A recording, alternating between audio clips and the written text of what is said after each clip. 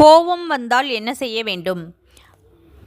ஒரு மனிதர் நபி ஸல்லல்லாஹு அலைஹி வஸல்லம் அவர்களிடம் எனக்கு ஏதேனும் உபதேசம் செய்யுங்கள் என்று வேண்டிக் கொண்டார்.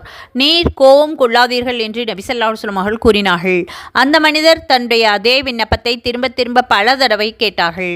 நபி ஸல்லல்லாஹு அலைஹி வஸல்லம் அவர்கள் ஒவ்வொரு முறையும் கோபம் கொள்ளாதீர்கள் என்று பதில் கூறினார்கள். கோபம் ஷைத்தானுடைய தாக்கத்தினால் ஏற்படுகிறது. ஷைத்தான் நெருப்பால் படைக்கப்பட்டுள்ளான். நெருப்பு தண்ணீரினால் அணைக்கப்படும். உங்களில் ஒருவருக்கு கோபம் ஏற்பட்டால் அவர் ஒழு செய்து கொள்ளட்டும் என்று ரசூலுல்லாஹி ஸல்லல்லாஹு அலைஹி வஸல்லம் அவர்கள் கூறியிருக்கின்றார்கள். மக்களுக்கு தீனை கற்றுக் கொடுங்கள், நற்செய்திகளை கேட்க வையுங்கள், சிரமங்களை உண்டாக்காதீர்கள். உங்களில் ஒருவருக்கு கோபம் ஏற்பட்டால் மௌனமாக இருக்கட்டும் என்று நபி ஸல்லல்லாஹு அலைஹி வஸல்லம் அவர்கள் நவின்றதாக ஹஸரத் இப்னு அப்பாஸ் ரலியல்லாஹு அன்ஹு அவர்கள் அறிவித்திருக்கின்றார்கள். உங்களில் ஒருவருக்கு நின்று கொண்டிருக்கும் பொழுது கோபம் வந்தால் அவர் அமர்ந்து கொள்ளட்டும்.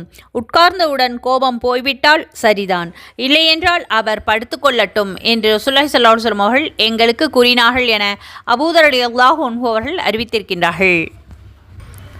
இது போன்ற சிறப்பான சிறிய சிறிய நபி ஸல்லல்லாஹு அலைஹி வஸல்லம் அவர்களுடைய உபதேசங்களை தெரிந்து கொள்ள நமது சேனலை சப்ஸ்கிரைப் செய்து அதில் உள்ள ஒரு நிமிட மதரசா என்ற தலைப்பில் ஒவ்வொரு ஹதீஸ்களையும் கவனமாக கேட்டு பயனடையுங்கள்.